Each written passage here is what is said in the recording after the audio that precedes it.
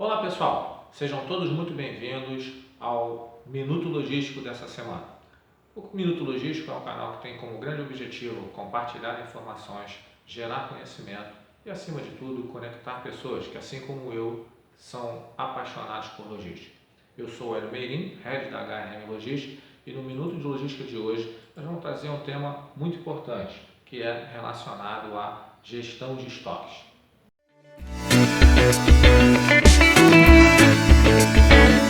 A atividade de estoque é uma das 9 atividades logísticas, né? Como nós já vemos, existem atividades primárias e atividades de apoio. E estoques é uma dessas atividades. Se você tem interesse em conhecer um pouquinho mais sobre as atividades primárias e de apoio, dá uma olhada nos vídeos anteriores que nós fizemos aí no Minuto Logístico sobre esse assunto. Mas vamos lá. Quando a gente fala em estoque, pessoal, a gente está falando basicamente do sortimento, ou seja, daqueles itens que são necessários para que a empresa dê continuidade ao processo produtivo dela ou do processo de comercialização. Estamos falando aí de insumos, matérias-primas, embalagens e produtos acabados, né? A grande missão do profissional de logística é conseguir balancear esses estoques, para que a gente não tenha nem estoque de mais, nem estoque de menos. Então, é uma questão essencial que o profissional de logística tem que estar atento. Quando a gente fala em estoque, a gente pode pensar como um amortecedor. São os estoques que procuram amortecer as variações entre as entradas e as saídas, para que a gente suporte esse tipo de coisa, né? Balanceando as entradas e as saídas, para que a gente, de novo, não tenha nem estoque de mais, nem estoque de menos.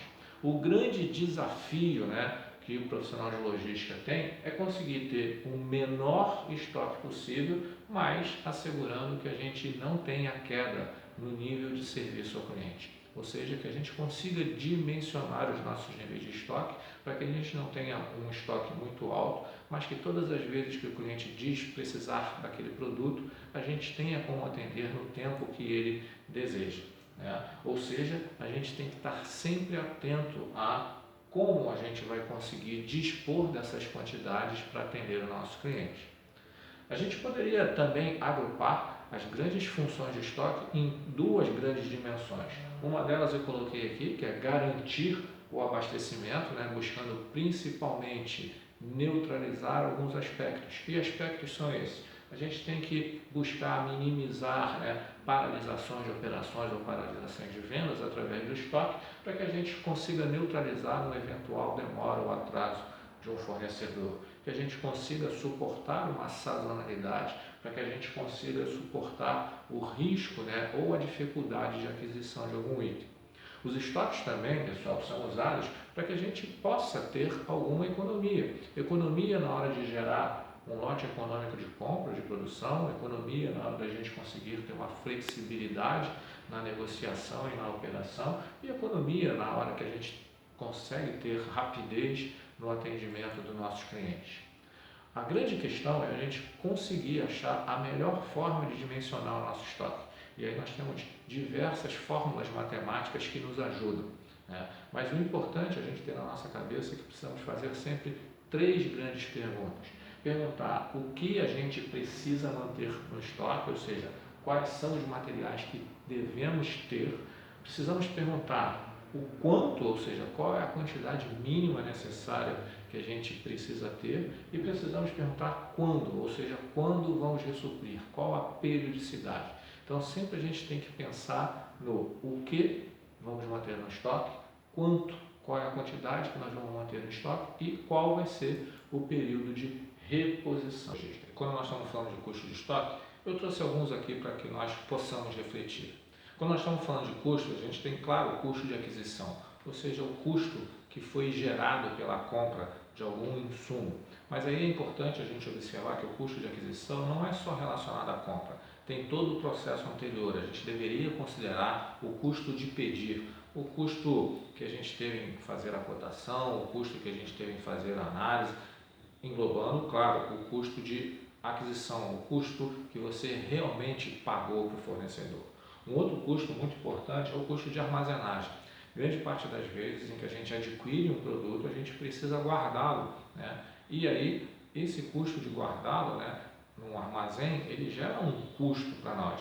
O custo do espaço, o custo do seguro e outros custos também envolvidos na armazenagem.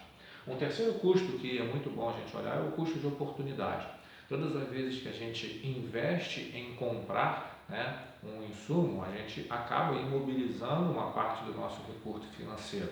E é importante a gente olhar qual é o custo de oportunidade que a gente deixou de ter por ter imobilizado aquele dinheiro num estoque. O que a gente pode falar é o custo de excesso, que a gente sabe que ter excesso de estoque, além de imobilizar uma quantia financeira grande, o que não é bom, né, devido ao custo de oportunidade, ainda pode gerar outros custos para nós, como por exemplo, custos relacionados à perda por avaria, custos relacionados por perda por prazo de validade. Então o custo de excesso é um custo também que a gente tem que olhar.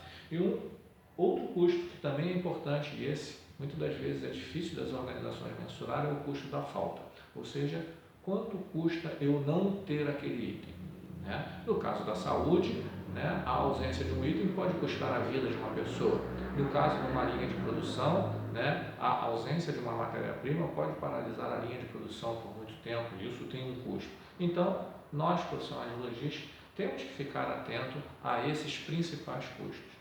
Bom, para fechar o nosso Minuto Logístico de hoje, eu queria trazer para vocês que a gente, para conseguir dimensionar isso, a gente precisa ter alguns indicadores de desempenho sobre gestão de estoque. E eu trouxe aqui os mais comuns. Um indicador é um indicador de giro que mostra para nós se o nosso estoque está girando bem, ou seja, se ele está se renovando bem, ou seja, se a gente tem um indicador de giro de 3, significa que o nosso estoque está girando 3 vezes o período, ele está se renovando. Quanto mais a gente consegue renovar o estoque sem prejudicar o nível de serviço ao cliente, é muito bom. O segundo indicador é o indicador de cobertura, que mostra para nós qual é o tempo de venda, o tempo de produção que aquele nosso estoque consegue cobrir sem precisar ser reposto. Um outro indicador é o indicador de perda. A gente tem que mensurar quanto que a gente está perdendo, né, por obsolescência, por avaria. Esse é um indicador também muito importante. E outro indicador também muito importante é o tempo de ressuprimento, ou seja, quanto tempo a gente está demorando, né, para repor o nosso produto. Isso vai influenciar diretamente na determinação, por exemplo, do nosso nível de estoque de segurança. Quanto menor for o nosso tempo de ressuprimento, menor for o nosso lead time, né, menor poderá ser o nosso estoque de segurança. Bom, pessoal, encerramos aqui o nosso Minuto Logístico de hoje sobre estoque. Foi um grande prazer estar aqui com vocês. Se você gostou desse vídeo, compartilhe ele com mais pessoas que, assim como nós, gostam de logística, né? Inscreva-se no nosso canal, ative aí o sininho e, como eu costumo dizer, logística move o mundo. E aí, nós, profissionais de logística, somos elementos para ajudar a movimentar o mundo.